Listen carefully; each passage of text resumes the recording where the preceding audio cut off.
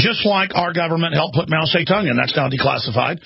What the John Birch Society said in the 50s, why they created the John Birch Society, was it was discovered that, and they said it for decades, and then it's been declassified now in the last decade, but they've been saying it since the 50s, it was declassified in 2004, that indeed the CIA put Mao Zedong in power and double-crossed Chiang Kai-shek and killed U.S. personnel that had gone native OSS people who refused to aid the communists, and they lined up U.S., British, you name it, soldiers and killed them.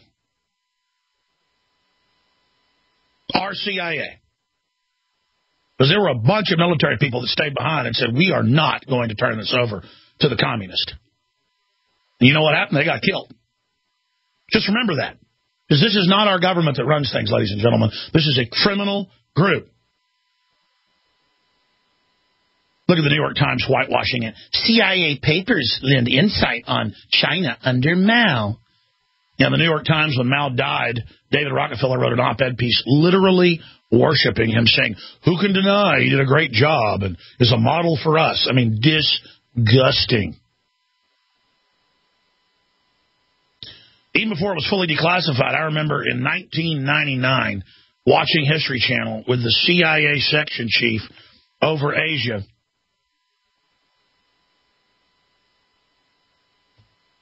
And he was laughing about how they put Mao Zedong in and bragging on History Channel. And of course, I knew all the names. I'd read the John Birch publications. I knew all about it.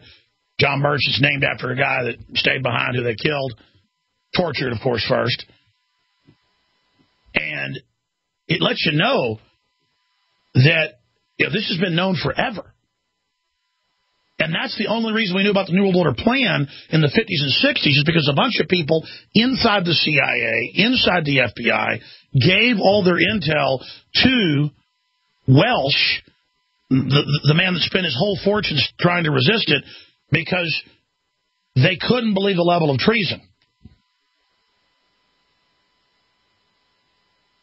And I'm just digressing here. I just marvel at the fact that the people that own the Federal Reserve, the globalists, the big six mega banks, British royalty, you name it, funding it, would overthrow Russia and put in a group of eugenicists, anti-family, anti-God exterminators and kill 50-plus million Russians, 10 million Ukrainians, millions of Poles, millions of others in Eastern Europe, a reign of hellish terror and social engineering, and that the same globalist literally butchered China and have visited upon China 80-plus million dead. That's China's number. CIA says 65 million or 66 million.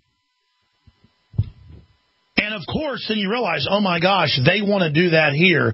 They really will try that here. They really want to break America and re-educate us once and for all. And the only way they do that is starting a global war that they can also tie into domestic groups. And the only way to do that is to set off a nuke and then type it off the signatures, the jacketing isotopes, fingerprint it and frame the Russians or the Iranians, and then tie it into domestic groups and launch a full-bore takeover. And they really might go ahead and pull the trigger.